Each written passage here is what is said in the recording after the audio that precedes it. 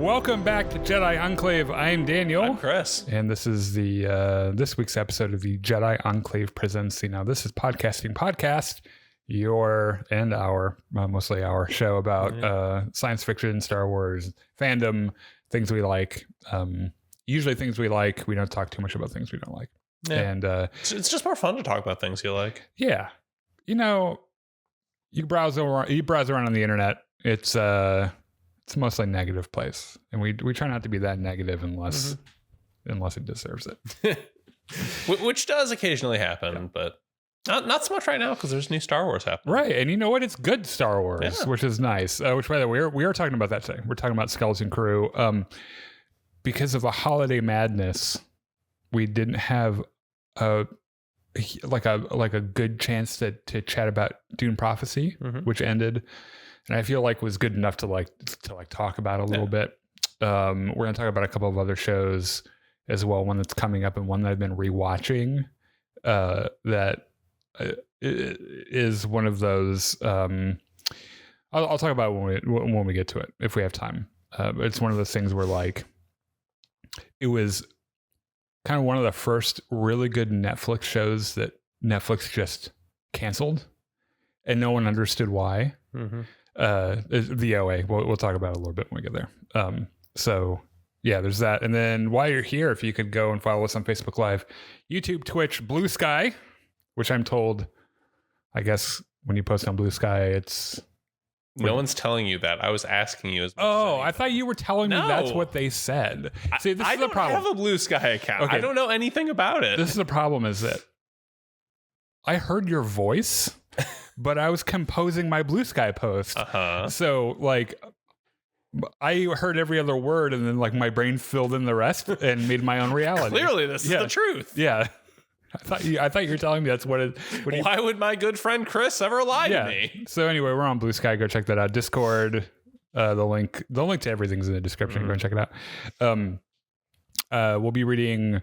There's a post I made, a spoiler thread for Skeleton Crew episode 7 that I made earlier today. So go and get some comments in on that while we're recapping, and at the end we'll read your thoughts and your impressions and everything else, or your crazy theories, like the fact that my theory is that the little rat that lives in 33's head has been ratatouilleing him the whole time.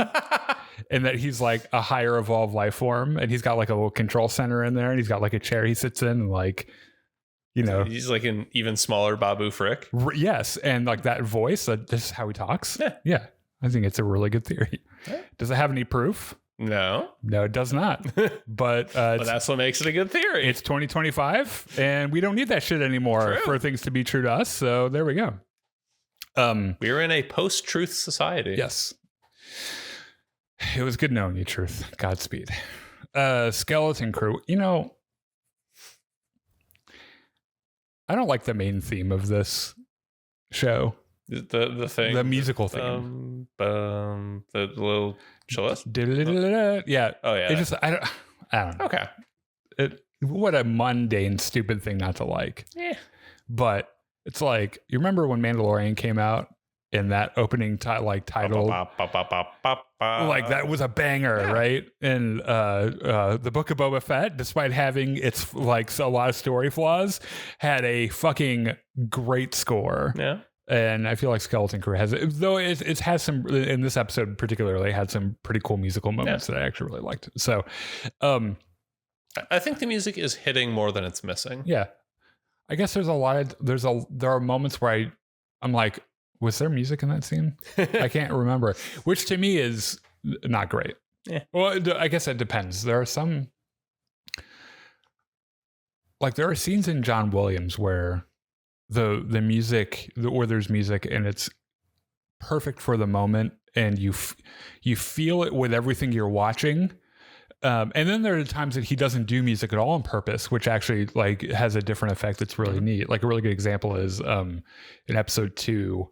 There's a fight between him and one of the producers, The seismic charge scene. Right. And he's like, John Williams like, yeah, we're not going to do music through this until like way late in the scene. He's like, just like, what? He's like, but there's nothing happening. He's like, there are things happening and they're sound related. And I don't want to fuck with that. Yeah. Also, bitch, I'm John Williams. So stop talking to me about this. You will get precisely as much music as I give you.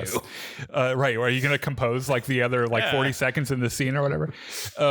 So yeah, it's what almost everything in the show I've liked except for one episode. And the season finale is next week, and I'm hoping they make it a longer episode because there are some plot things that there's some things they need to explain. Yeah. And I'm unsure. We'll probably talk about this next week after the season finale. I am unsure about the future of this show. If it was only meant to be a one season adventure with these characters, if we'll end up seeing them again. Like it was. Yeah. Just based on the vibes. I don't have any insider information on this or anything, but no one ever does. If they say they do, they're lying. It's not like The Acolyte where it was really clear. Yes, they very spinning. Obviously meant this to go multiple seasons, and it just didn't. Yeah. So, let's talk about a little bit what happens. Remember to put your thoughts in the comments. We'll read them when it makes sense. So previously, pretty okay. The parents have decided to enact their illegal plans, which is, I guess we don't really know what they have planned yet. But they're going to send a fucking radio up through the barrier and have it send a message. Well, we're not really sure that's what because they were kind of building it they're out in the middle of the woods. And I like how it kind of mirrors the kids hanging out in the woods. And it's like you stop and meditate on that for a minute and you're like, oh, it's like, adults reconnecting with their childhood and everything. And they even get caught by the fuzz. And John's like, hey, put that radio down or we'll stun you. Yeah. Well, this is for your own good. Yeah. We are protecting you. Please stop resisting. We need to protect you. Which is a bit of a commentary on the modern police state. Yes. Yes, it is. So they need a piece for it to work. And so Neil's mom shows up with it and she's like, oh, I got the thing. The what's it? Yeah. And they plug it in and they put the USB in and it goes boo-doo. And they're like, okay, cool. What now what? And the cops show up and they're like, so actually this stupid thing, I laughed because I think it was played for laughs and it was good where they hear the stereotypical branch in the distance breaks and Neil's mom turns around and says, I have a bad and she's about to say I have a bad feeling about this, and then the security droid just shows up and is like, look, we're gonna stun you if you don't put that down. And they're like, run. And they do this cool scene where one of them is running carrying the thing, right? Well, hold on, stunned and then pass to the next one. Okay, I think it was probably one of KB's parents to start this thing off, which this is another part that really made me laugh. She was like, out of the side of her mouth, she's like, okay, I'm going to grab it and run. And they're like, okay. And she grabs it and she immediately gets stunned. And then Neil's mom looks down and says, she'll be fine. Run. It's like, you threw that bitch under the bus so fast. I mean, they were only shooting to stun. And also they have a mission. They got to get it, you know. And you're right. They have this really cool sequence where one person will have it, they get stunned, and it's like one of the marathon race that they're doing. They're handing off the thing.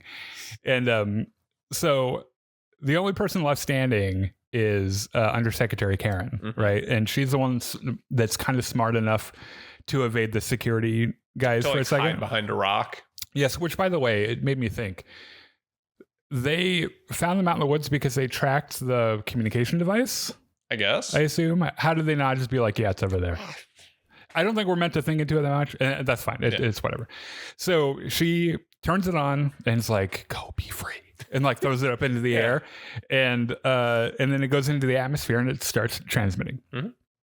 So back on the Onyx Cinder, the kids are having a good time. Yep. Except for Wim, because I feel like Wim's always kind of having an existential crisis about something. Wim, he's a very sensitive kid. He's very sensitive. He's very imaginative. And this adventure has not been like what he imagined it would be. Yeah. And he's feeling a little disappointed about that, especially now that they're going home. Yeah, which I think the adventure will end. I think he's more disappointed about going home. Yeah. And because he's like, they're going to make me take that motherfucking test anyway. Mm-hmm. And I'm going to take my standardized test that determines the entire course of the rest of my life. I'm going to do whatever boring shit my dad does. I'm going to be a boring ass accountant like my dad. Yeah. It's going to be shit. Right. And they all have a talk in the cockpit about how, like, even Fern misses her mom, and Neil's like, I am the galaxy's biggest mama's boy, and if I don't see my mother in the next 12 hours, I will fucking die. So please, can we go home? And Wim says a thing about how, like, I never should have touched that button. It caused so much trouble for us, and they're all like, but no, really. This has been kind of fucking fun. Yeah. We have almost died several times. And this galaxy is terrifying for children without supervision. Like 33, the guy flying our ship tried to kill us at least once. Yeah, what an emotional roller coaster this entire thing has been. Just 2 episodes, there was literally a horror movie sequence with this fucking droid threatening to tear us limb from limb. But overall, it's been kind of made some friends. It's been had a good time. It's not about the adventures, but the friends you make along the way. Exactly. Which, by the way, the friends they made along the way were on at Akron, and they never paid that off. So I'm not really sure. I don't know, unless Ed Akron just like shows up in orbit or something, and they're like, "Oh, we have a turbo laser gun. We'll help you from the pirates." Yeah. So all the pirates arrive at Ad-Aden in their frigate, and so they're looking. And they're like, this looks like a piece of shit because it's just this like giant ball of big gas cloud. Yeah. What the fuck are we supposed to do with this? And they're like, this looks polluted and gross, and like we shouldn't fly into it. And Brutus is like, you know what? Now we're killing him. Bring Jude Law in here, put him in the airlock. And Jude Law's like, hold on. Actually, he's like, you fucking idiot. The unlimited treasure is inside the clouds. Why don't you send some fighters in there? Yeah.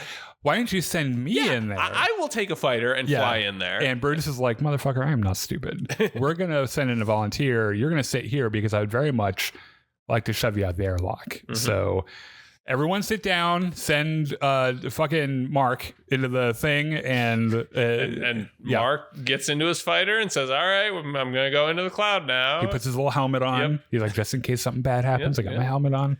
He flies in. He's like, I can't see shit. And there's lightning everywhere. And oh, God, I just got fried. Yeah. They're like, let's send the guy in. Oh, and he's dead. And Mark dies. Jude Law's response to this is like, send another one, I guess. Yeah. Send someone else in. Send some more. Send someone who's actually competent like me. And Brutus is like, no, I think we're going to put you into the airlock. I'm tired of being edged on this issue. I'd very much like to kill you now. I would very much like some release. Yeah. Right before he's hitting that fucking jettison button, there's a sensor contact. The 180-year-old woman at the computer is like, oh my God, it's a ship.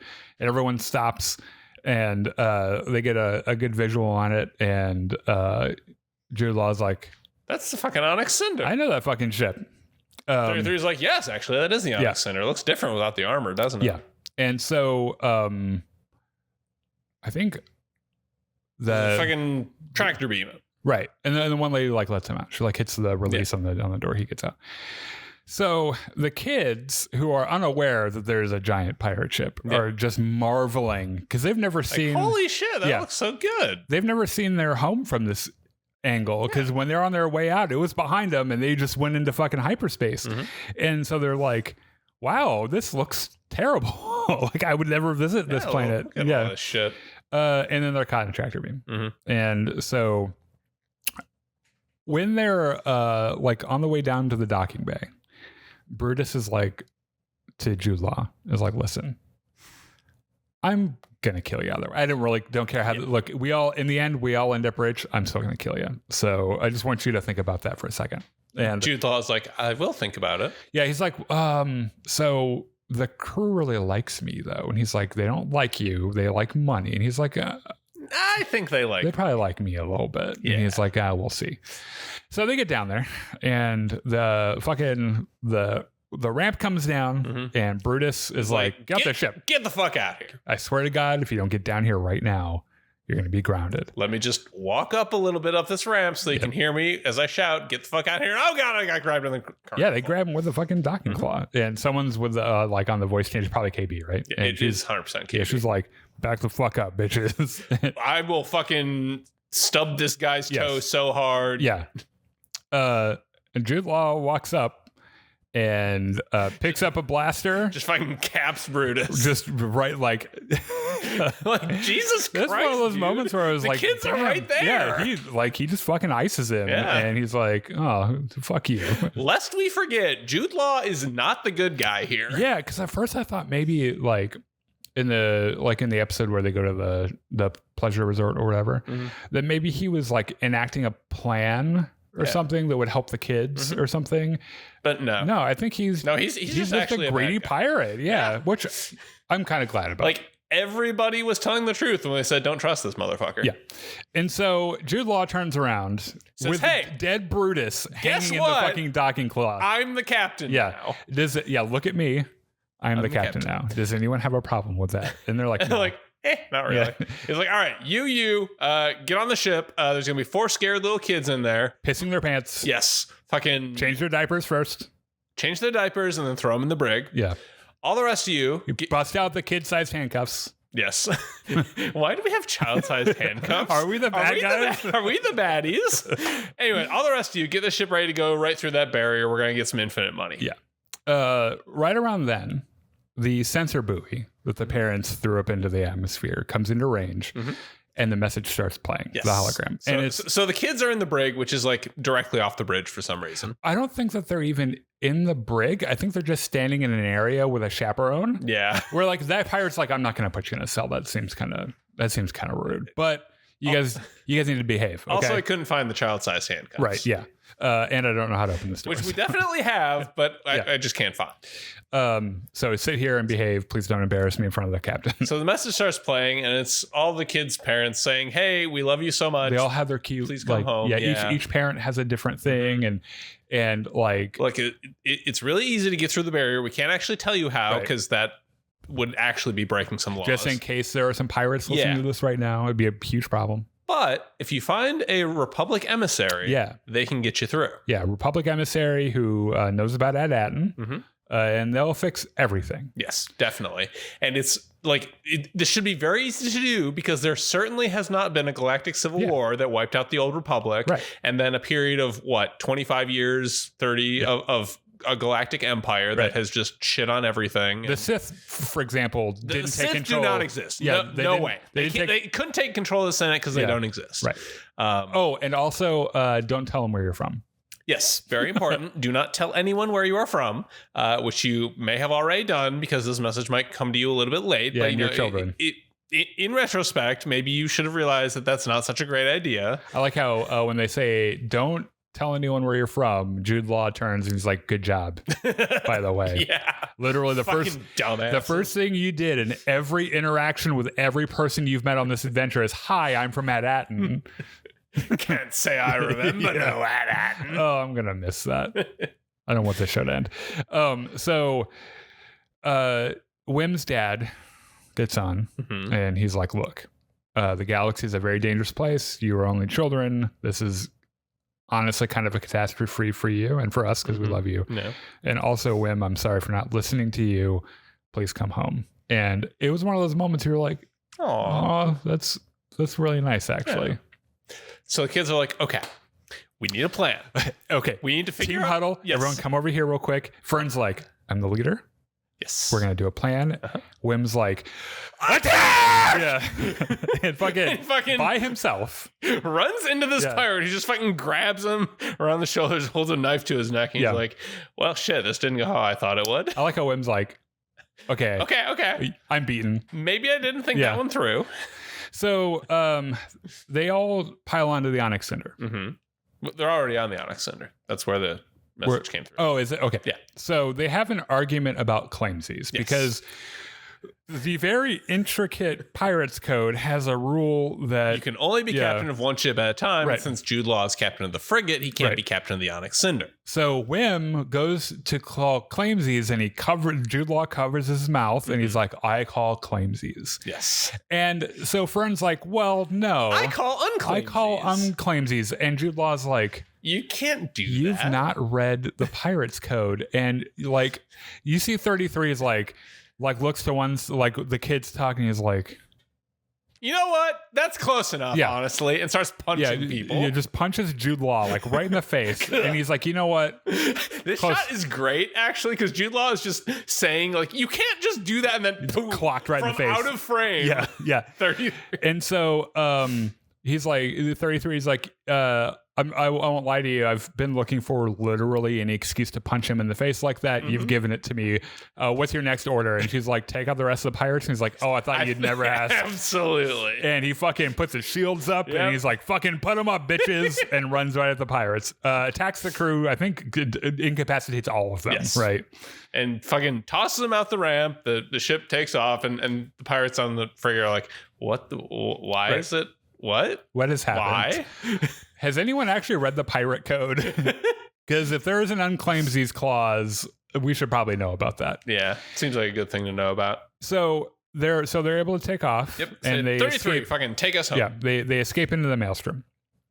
And the pirates send 2 fighters. Silvo like sends a couple guys, and so as they're flying in, they keep passing these apparatuses that have like lightning crackling around them, and whenever a ship that isn't the Onyx Cinder passes them, it shoots out lightning and destroys the ship. Yeah, right. So it's like holy shit, that dude just died. Yeah, they've seen a lot of murder and death on this adventure.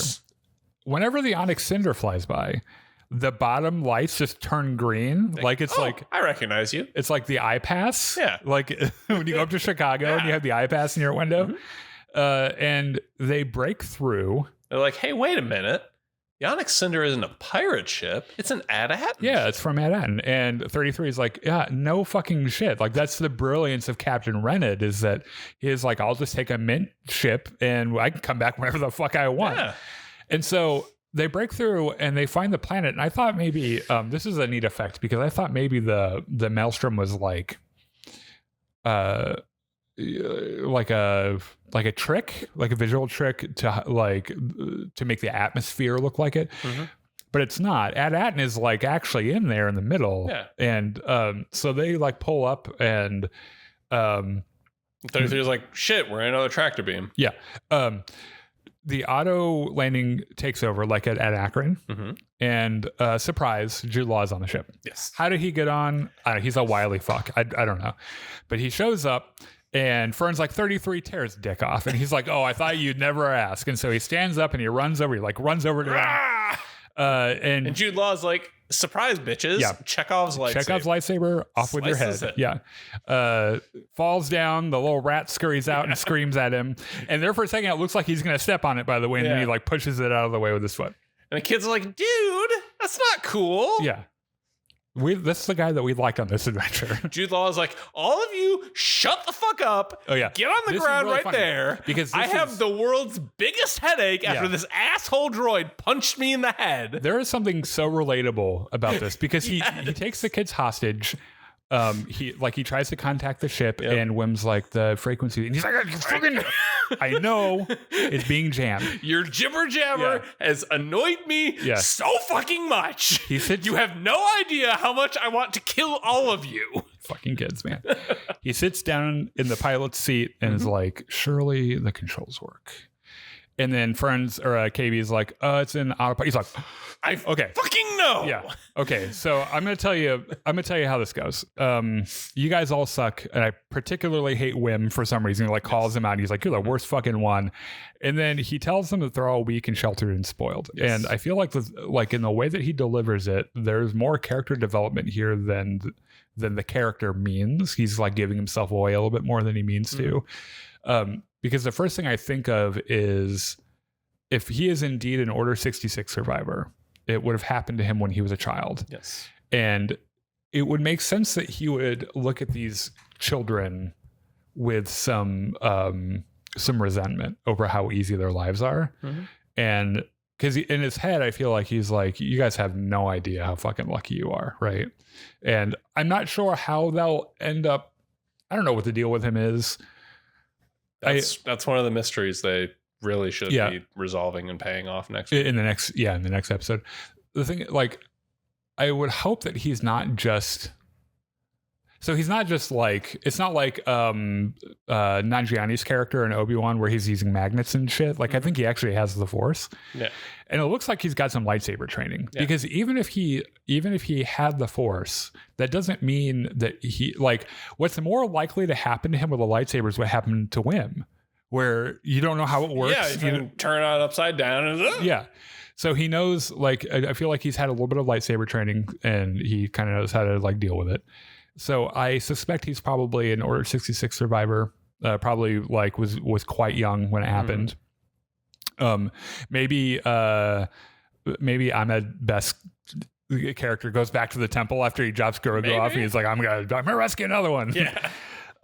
So he's like, shut the fuck up and let me think. And he's like, okay, here's the plan. We're gonna land. I'm gonna contact my other ship, and here's the thing: if you guys step out of line, I'm going to kill your entire families. And I've seen their faces because of their little sensor buoy. And I'll do it in front of you, and then I'll put their faces on and I'll pretend to be your parents for an entire year, and you'll have to call me dad. And then I'll kill you. It's like, that is incredibly fucked up, dude. Wow. So the parents are in trouble. Because the sensor buoy thing. Yeah. Right. So the droid is like, guys, you broke security protocols. What the fuck? And they're like, our children are missing. And you haven't done jack shit about it? And they're like, look, we're really busy. But also like you did contact the supervisor, and there's like a chain of command and shit. And they're like, you're fucking droids. Your head's a security camera. No one fucking likes you. And the droid's like, you're organic. You can just have more kids whenever you want. Right. First, rude. Second, hold on a second. And like walks away. Yeah. And like, where the fuck is he going? Yeah. They're like, what the fuck? This is so typical. The PA system activates, and there's a message from the supervisor who's like, there's an emissary. Everyone stop. There's an emissary. Everybody discontinue your current activities. Right. There's a Republic emissary coming right the fuck here. Yeah. So everyone shut the fuck up, get out of sight, and until they leave. And KB's parents like get on their like Augment app, and they're like, oh, it's KB. She's close. Yeah. And so the parents know that their children are on that ship, right? So the Onyx Cinder lands on this really neat, like, hidden landing pad. And he, like, Jude Law walks out with the kids, and one of the droids meets him, and he's like, okay, don't worry about those fucking kids. And the droid's like, actually, those are the missing kids. I know who that is. Yeah, those kids have been missing for a couple of weeks. Yeah, but you're like the Republic emissary, and he's like, yeah. Yes. So I'm not the emissary. Right. Remind me. What does an emissary do? What's the next step? I'm quizzing you about what the next step here is. And he's like, well, we go down and you offload your cargo, and then you get the fuck out. And he's like, oh, right. That's correct. By the way, that was the right answer. I need to contact my ship. And the droid's like, no. And he's like, but can I escort you to the vault? Yeah. And he's like, whoa, what's in the vault? A lot of money. Yeah. Yes. Let's go to the vault. Fact, that sounds great. Yes. And so the whole landing pad like goes down. It's like it turns into an elevator. We get like a pretty good look at the mint, I think, which is this giant. How much money does this planet produce? By the way, like a fuck ton. So like Jude Law is like, damn. You guys make a lot of money here.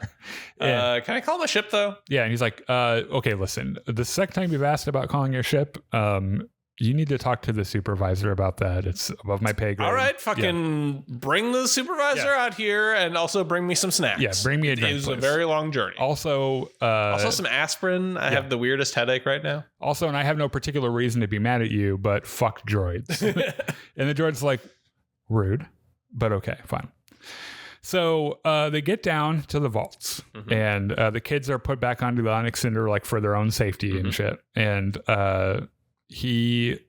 they talk about like calling his ship, and they take him to the vault, and it is just like packed full of Republic credits. And Jude Law's like another part of the quiz. how many vaults are there? And he's like, there are literally 1,139 other ones that are just as full as this one. He's like, oh, okay. I'm sorry. Could you say that again? I couldn't hear you over the sound of my throbbing erection. He walks over to like one of the big stacks of like thing, and he's got this look on his face like, oh, I'm gonna fuck those credits. Yeah. He just kind of like bats them. Well, like he takes one. He takes one out, and like they just start cascading. Waterfall, and he just kind of like. And he just starts giggling. He just starts, he's just like, it's like, he's so happy. CG credits, by the way. When I watched this the second time with my partner earlier today, he's like, are those CG? And I was like, yeah, because it, like, they wanted it to cascade perfectly. Because you can tell, like, when he like puts his head under him, like he's going to take a shower, they like kind of just like bounce off of him really weirdly. Fine. It didn't matter. So the parents show up, and there's a really touching reunion. They all go to their respective parents and shit, and they turn around, and Jude Law is standing there and just fucking turns his lightsaber on, and that's the end of the episode. Yep. So this next episode needs to tie up fair number of loose ends. Yeah, there aren't like a ton. So like off the top of my head, what's the deal with Jude Law? Yeah. What's the deal with the supervisor? Because like that's I think more important. Yeah. The pirates are still out there, right? Still right outside Ad-Atten. It's got probably something that should happen with them. I think that's most of it. Yeah. I would like to know. I guess how it is this entire civilization could have slept through 30 years of galactic, like of imperial rule. I'm willing. So my explanation, if I was a writer, would be that like no one inside ever knew what was going on outside the barrier, because why would they? Yeah. And all the people outside the barrier who knew what was going on with Ad-Atten are all dead as a result of. Well, you would think that they were like, oh, we need to send out credits, and then no one's there to get them. Because that's their job, right? Why do you think they have 11,000 vaults? Right. Well, you would think that they're like, oh, no one's taking these anymore. I guess we'll just put them in the vault and ask no questions. Well, there were other planets, right? At Akron and the other 9 or whatever. That were destroyed. Yeah. So except for Ad Akron, I think all the other ones were destroyed. What I'm thinking is, like, the Republic would just sort of rotate among these planets for where they would get their dataries from. Because like it's a little bit more efficient to just send a bunch of freighters to one planet, take all the credits back, and then then like a year or two later when you need more, go to the next planet, take all those credits back, rather than constantly be going to all of them. Yeah, I don't know. There's something weird about it. I hope I hope that there's a satisfying enough. It's not like one of those like where if the detail doesn't make a super amount of sense that it like ruins the story or anything. But it would be nice to know like how they were able to just kind of sleep on everything. And I have a prediction. I'm pretty sure that the supervisor is going to end up being Rened or one of his descendants or something. I had a feeling it might be a droid, actually. That's what my partner said. He's like, it wouldn't be funny if the supervisor is just a droid. The only thing that gives me pause is that the supervisor's voice was not like anything resembling droid-like. But you know what we should do? We should go listen to you mean from the PA announcement? We should go listen to that and then listen to the hologram of Rened in that one episode and see if the voices sound kind of similar. Yeah, that would work. Ralph says Star Wars is peak cinema. Always. It's the only original thing left. Everything else has already been done before. Well, not to be a contrarian, that's actually not correct. And it's not. I think it's one of the more beautiful things about Star Wars is that 1977, Star Wars was just Flash Gordon. Yeah.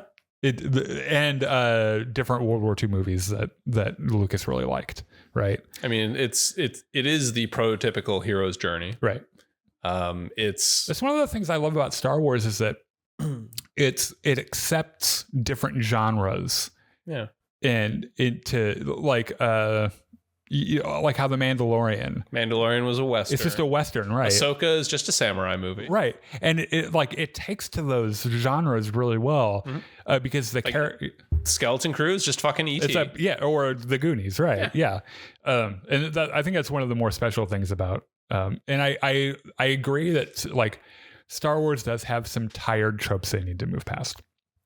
We do not need another planet killing thing, or one that kills 2 or 3 planets, or one that kills a planet but it's on a tiny little Star Destroyer.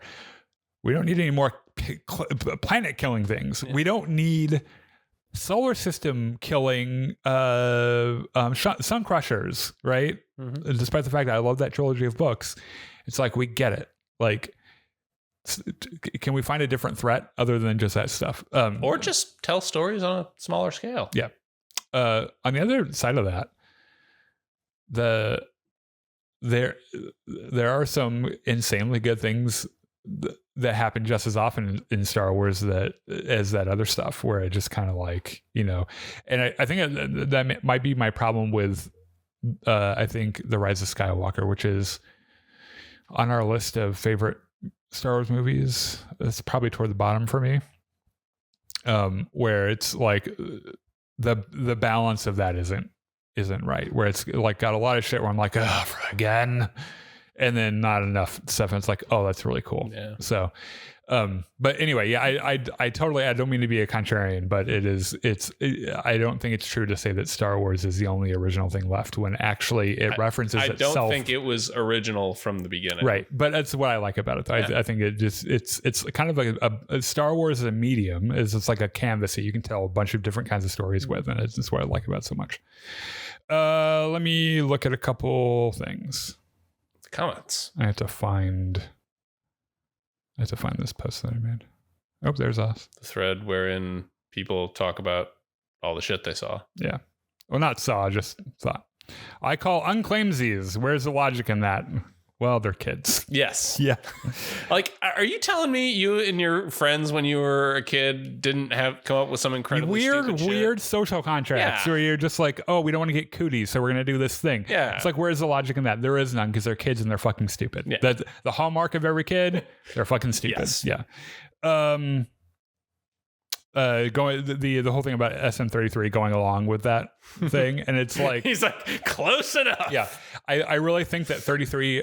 So when Jude Law challenges Fern for the captain title, there was visible conflict with SM33, where he's like, I kind of like these kids. I don't like it, but it's the law. I mean, so I think ever since that moment, 33 is waiting for literally any excuse just to take him down. To punch Jude Law in the face. Right, yeah. So yeah, next week, final episode. It's this show has been better than I expected it to be. Not that I had really low expectations for it, but I also think that there isn't as much controversy around this one, which is kind of nice.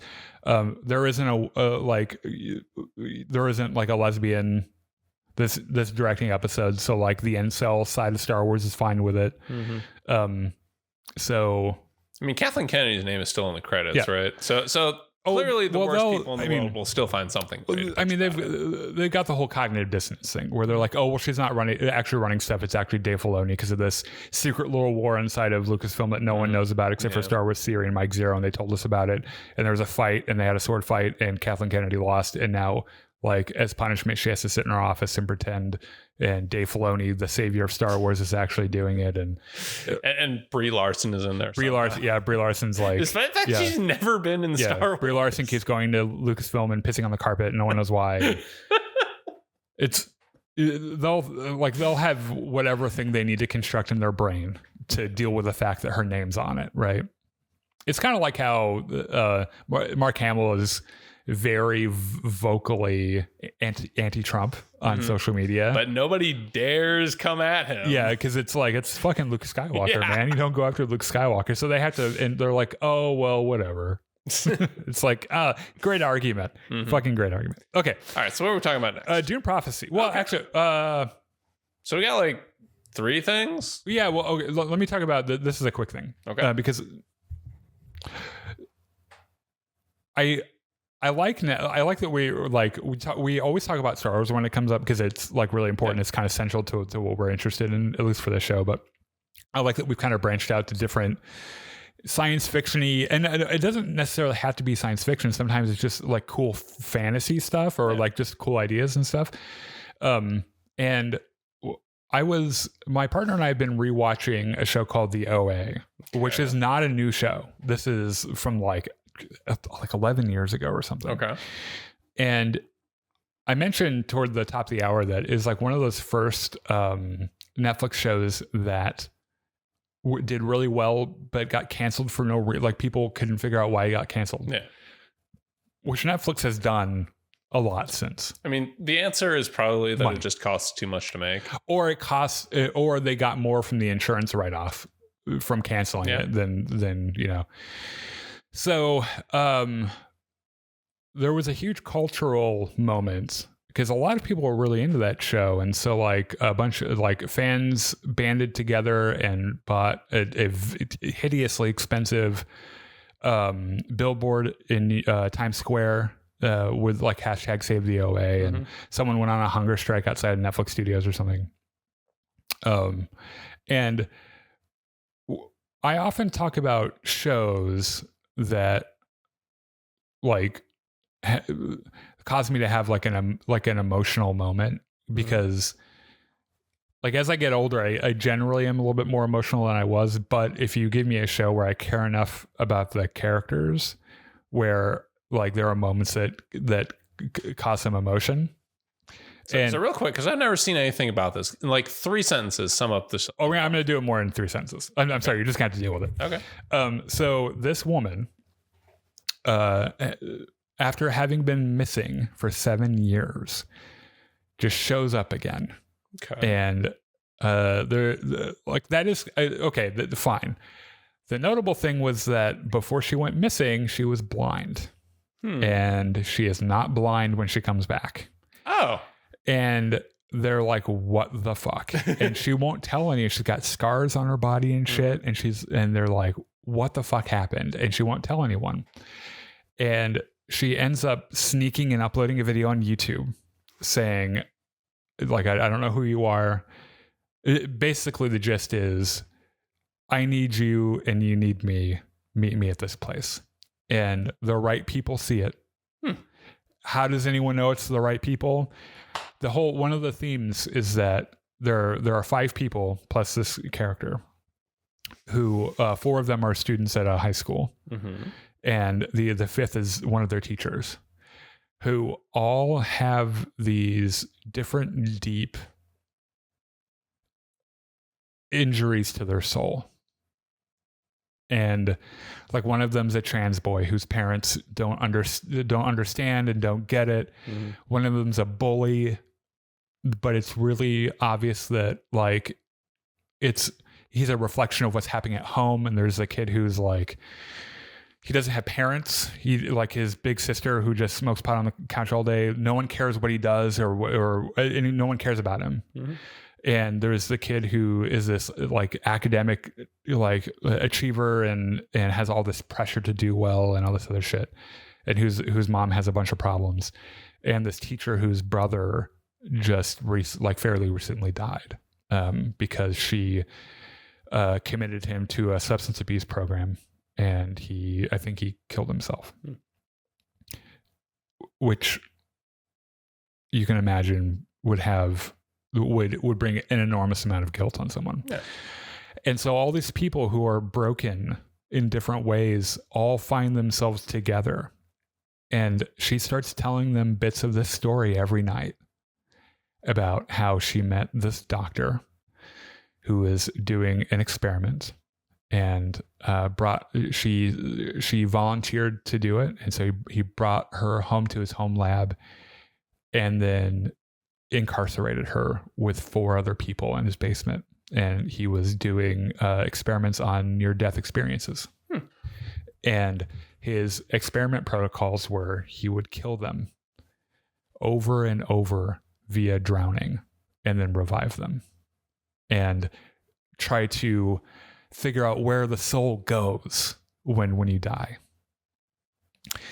And this shit starts happening where when they would have their near-death experiences, some trippy shit happens. And the whole time the story is being told from her point of view, and she is an unreliable narrator. And you don't know if she's telling the truth or if she's just making shit up, right? And there are these two, like, there's a mid-season moment and then the end of the first season where, like, there are a couple of scenes where you're like, it's one of those moments in TV or in a really good story where you just stare stunned because, like, there's good music and, like, this thing happens and it's just the whole thing. It's like, remember when we were watching through the newsroom and there was that episode where Gabby Giffords, the congresswoman from Arizona, was shot, and they do the news on it, and they're like, no one's sure if she's alive or dead, and they're like, the anchor's being pushed to report that she was dead, and like he wouldn't do it and everything, and there's like I don't know, like a Coldplay song or something, but like all of these moments are working together where at the end you're like, damn, like that's some really good storytelling. There are two moments like that in particular in the first season that are just like that. So if you've not seen the OA on Netflix, it's probably something I'll make you watch after you've forgotten we've had this conversation. After we get done with Battlestar Galactica, presumably. Well, there'll be other stuff in between that too. By the way, my partner John and I have a list of shows and movies that we're making Chris watch because I was talking about you on our Battlefront stream the other night about how we were having a conversation once a few years ago when I said, oh, it's like Jurassic Park. And then you were like, oh, I haven't seen Jurassic Park. And I was just like, what? How do you have not seen Jurassic Park? And then he sat me down and tied me to a chair, Clockwork Orange style, with my eyes forced open and made me watch it. Dune Prophecy ended, and it's been gone for a couple of weeks now. But that's another thing that I wish we had more time in the moment to talk about. Because not to cut you off, no, you're good. But like this first season really felt like a first season. Like they were very deliberately setting things up. Yeah. From what I remember of our buzzed recap of Game of Thrones season 1, this reminds me of that a little bit, where they're putting all these chess pieces on the board, and then there's a very big deal calamity at the end of the season that sort of sets everything off. Yeah. And you know what? The thing is, I expected this, the science fiction fantasy that it is, to get a little tropey, and it just went in a direction I didn't initially expect. Well, that's the thing about Dune. Like it sort of predates a lot of those tropes. Yeah. Or he created them in writing Dune. Yeah, sure. I said that comment earlier about how original Star Wars is when it's Flash Gordon in Dune, pretty much. Yeah. And it's better for it, I think. Yeah. So I've not seen, I don't know if maybe not a ton of people watched Dune Prophecy, but I imagine that there must be a population of people who are really upset that most of the cast are female. But the cast is killer. Yeah. It is so good. So basically we get to see kind of the begin, if you've seen the Dune films. The origin story of the Bene Gesserit. Yeah, like this like badass weird order of nuns who know immediately if you're telling the truth by like sort of tapping they pinch the air and they're like, you're full of shit. Except they also know kung fu and like can kill you with their knives. Yeah, I can kill you with a thought. And they mix poisons, and they can transmutate poisons and shit inside their bodies. Yeah, and like they have the voice that can just make you do whatever they want you to do. Yeah, it's like it's kind of a cool thing. Like they're kind of cool. They're kind of neat, and I like the story follows the woman who starts the revolution in the Bene Gesserit and her sister, and they tell their stories from two different timelines. So there are two actors that play their younger selves and two actors that play their older selves, and all of them are those four actors in particular are fantastic. They are so good, and I love the character motivations for like the main bitch Valia is so driven, like when she's younger, so driven by rage over the murdering of her brother that it and before that, the dishonoring of her entire family. Right. But mostly the murder of her brother. Yeah. Right, because she was pretty radicalized by then too. Yeah. But she had her whole plan where her brother was like, they were going to do her brother's going to go fucking force their way back into the upper levels of the space aristocracy. Yeah. And he was murdered. And then he died. And she was like, that's fucked up. It changes the course of her life, and her rage and her need for vengeance changes the galaxy. It's like this one person was so pissed off that they changed everything, right? And her sister is also driven by some of the same rage. I feel like Tula's motivations are a little bit different because it feels like she's always playing second fiddle to Val. Right. And she's always trying to... Even the whole like infiltrating the Atreides family and killing all of them. She's doing it for... Yeah, she's doing that for Val. Like she does incredibly fucked up things for Valia. Without thinking about it much. Yeah. Like she's this thing that it was spoilers, by the way, for the OA and also spoilers for this. She infiltrates the Atreides family and kills all of them but one. But in the process, but two technically. Right. In the process gets knocked up. Yes. Right.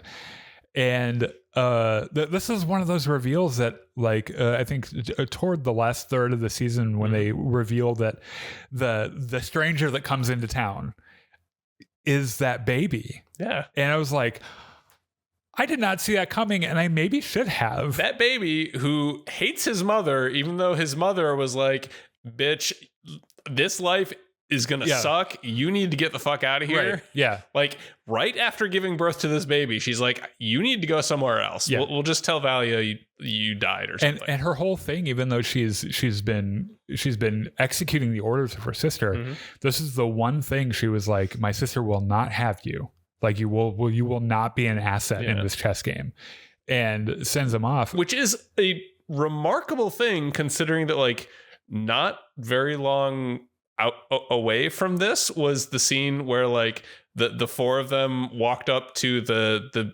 sisterhood people who weren't on board with her and used the voice to keep telling them all to kill themselves, except for that one lady who in the future is like the one old lady who's around the sisterhood, right? Who is like, actually, that reveal, and when they drain the fucking that was insane. God, but the last episode of this season was so it good. It goes very, very hard, and I ended up enjoying it a lot. And hopefully, I don't know, it's HBO. David Zaslav is really unpredictable with how he runs the Discovery HBO thing, but I mean, they very clearly set this up to go multiple seasons. I can't imagine they would have done it the way they did if they didn't have some assurance that they would get at least 2 or 3. I don't know, man. I hope you're right, but you know how they are. Yeah.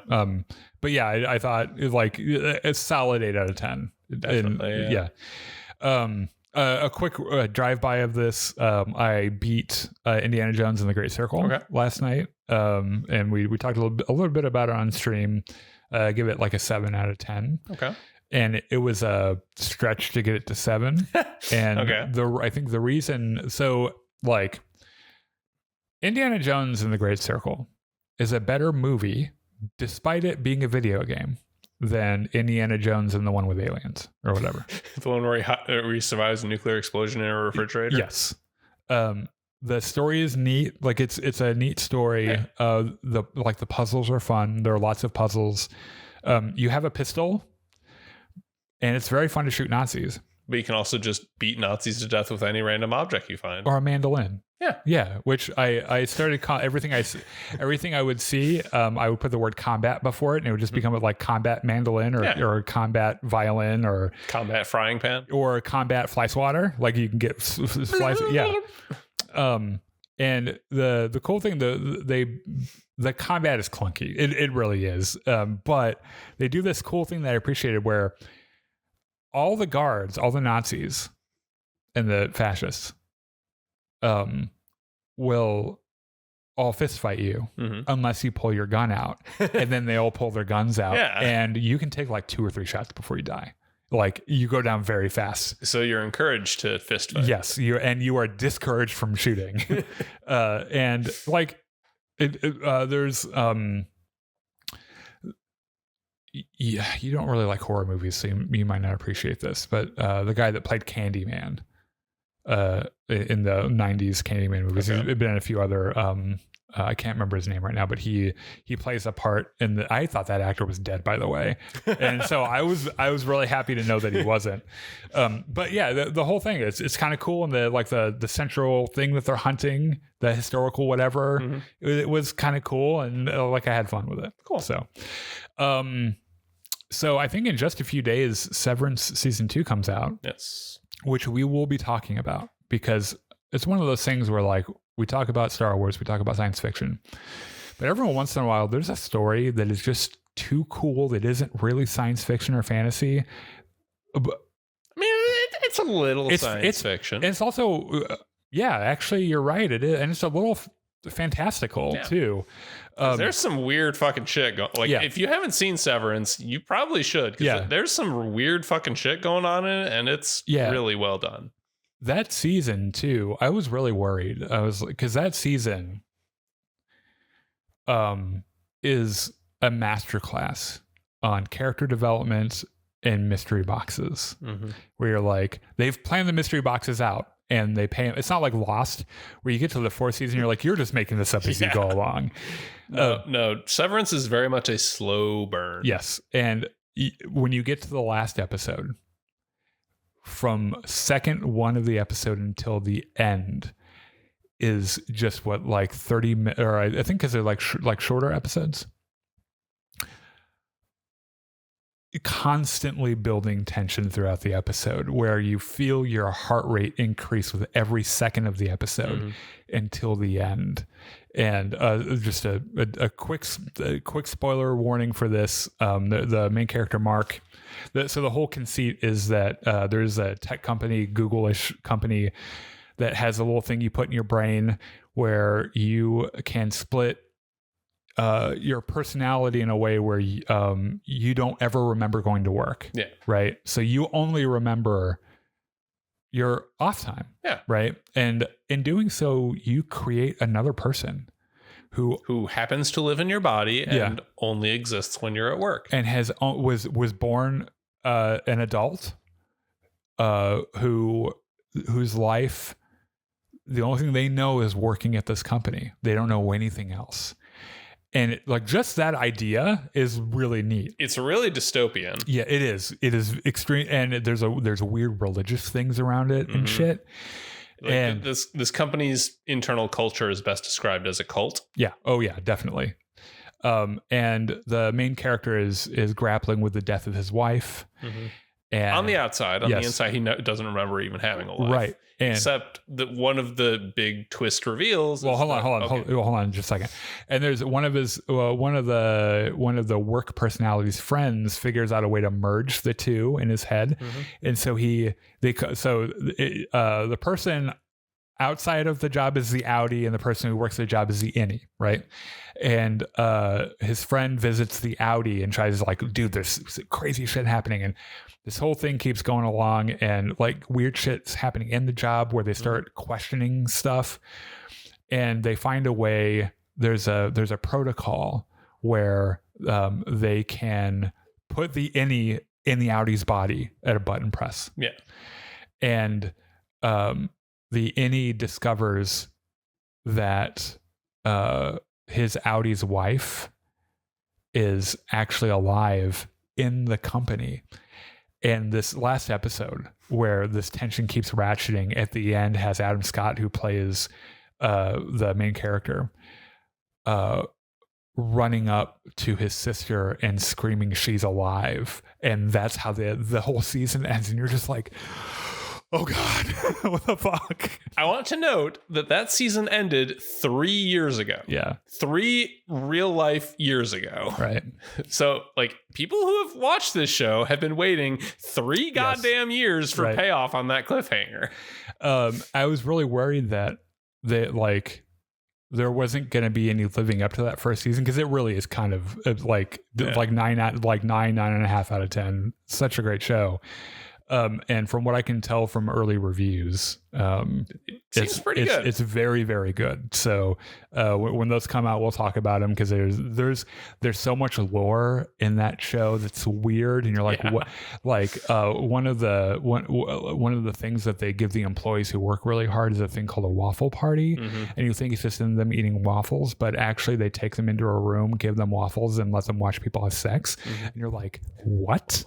What is happening here? And like one of their disciplinary measures is this thing called the break room. The break room, right? Yeah. Where you think, oh, it's just a company break room. You go in there when you know. It's not a company break room. It's very, very bad.